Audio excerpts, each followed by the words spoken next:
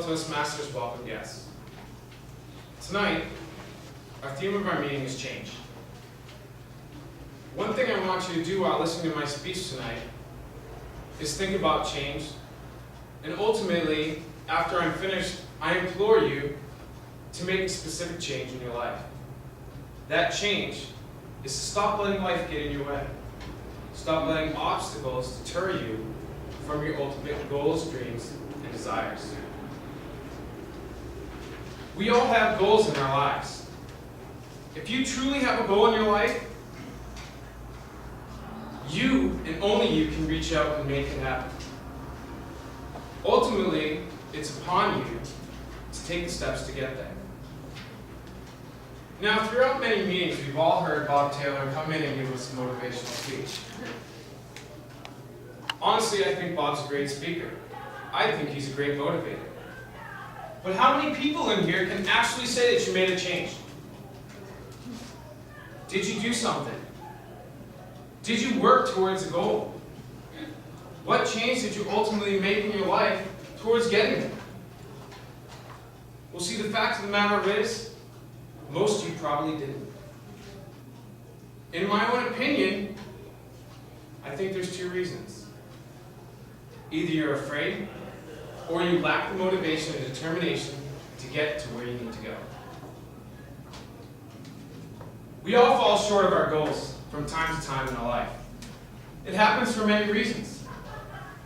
It happens because of things that we can't control, but it also happens because we stop ourselves from reaching those goals. Now, I want to talk to you tonight about some goals that I've had in my life and why I didn't attain them. To start, I'm going to take you back to the beginning when me, myself, started to use determination and motivation in my life. Now, for some of you here, you heard me give a speech not too long ago, maybe a couple of months, about a time in my life when I was in 6th grade. When I was in 6th grade, a psychologist told my parents that I'd be in jail. They said, it's totally up to you to determine in your own life who you want to be and who you are. You need to set goals in your life that you can reach. You need to set goals in your life that you don't think you can reach. It's from that point in time in my own life that I decided I would set goals. It's goals that kept me out of jail. Now, the first goal that I had in my life, and you might laugh, I wanted to win an Olympic gold medal. Now, this is a story that many of you probably don't know. Starting in 6th grade, I decided I wanted to win the gold medal in running. From that point on, I ran every single day. Now, by the time I was in 9th grade, I was running upwards of 15 to 20 miles a day. By my freshman year, I was ranked number 10 in the state of Massachusetts. By my sophomore year, as well following both my junior and senior year, I was ranked number 1. Now, my point to you is this. I never achieved this goal. I never won a gold medal. Now, there's a reason for this. See, I got in a car accident my senior year. I broke my back 2 places.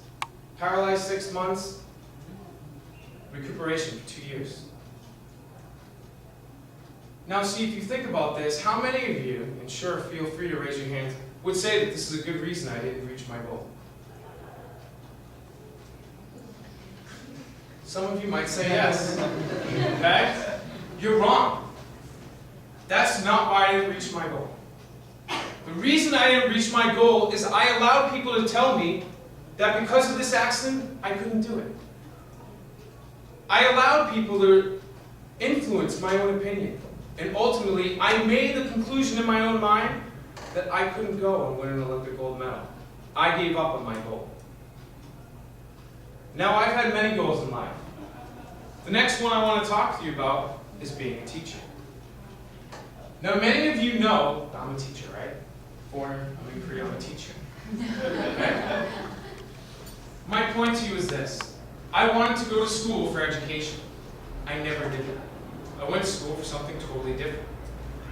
The reason I changed my mind was because someone told me, if you go to school to be a teacher, you'll never make enough money. You'll never be able to raise a family. You'll never lead a good life. I listened to them. I changed my mind. I gave up on my goal. Now, ultimately, it was my mother's teaching and my mother's upbringing that allowed me to open up the door to being a teacher again. She guided me and said, it's something you know you'll be good at. You can make it your passion and do it. Now, my mother taught me many valuable lessons in life. The most important valuable lesson my mother taught me was not an actual teaching, but leading by example. Now, I use my mother for a very specific reason.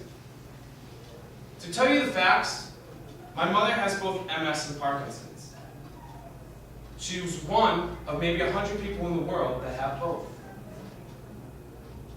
Now, if a doctor was here, he would tell you that anybody diagnosed with both illnesses within 3 to 5 years basically becomes crippled. Or at least to the point that they can't function as a normal human being. Now, my mother was diagnosed 10 years ago. To this day, my mother still works a full-time job. My mother works just like I do as a teacher. She also works with behavioral troubled kids and kids that function with disabilities like her. My mother volunteers all over the place in my state. She volunteers with about 5 or 6 different organizations, all the while still dealing with her illness. My mother goes to our church. She doesn't stop there. She's such an influential member in my church. She's a deacon. She's a Sunday school teacher. She's a child mentor. And she's also a member of the church choir. And my mother would tell you she loves doing all these things and that's why she does it. But she doesn't stop there. Every time my mother gets a goal, she completes it. Just recently, in the past 6 months, my mother decided that she was going to write a book. Now, I want you to imagine something. Imagine you didn't have hands. Could you write a book? Maybe, maybe not, depending on your own mind. My mother can't use her hands. If she took this pen, her hand shakes like this. She can't write. She can't type because her fingers are going so crazy she hits a million keys at once. My mother didn't let her stop her. She didn't let this stop her. She went to a computer store, she got a program that allowed her to speak and have the computer type for her. She's almost done her book. Now, the reason I tell you this story, and if my mother was here today, she'd tell you this. No matter what it is that you want to accomplish in life, you can do it. We all have goals, dreams, and determination. The problem is motivation.